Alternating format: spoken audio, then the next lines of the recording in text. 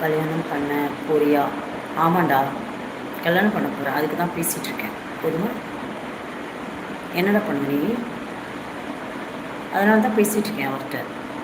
போதுமா? நானும் போய் சொல்லணும்.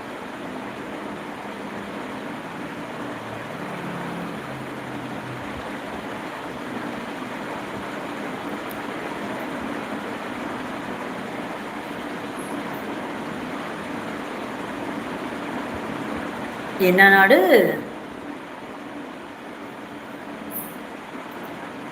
பேசுடி. பேசுகிறேன்டா. பேசுறதுதான்டா இருக்கேன்.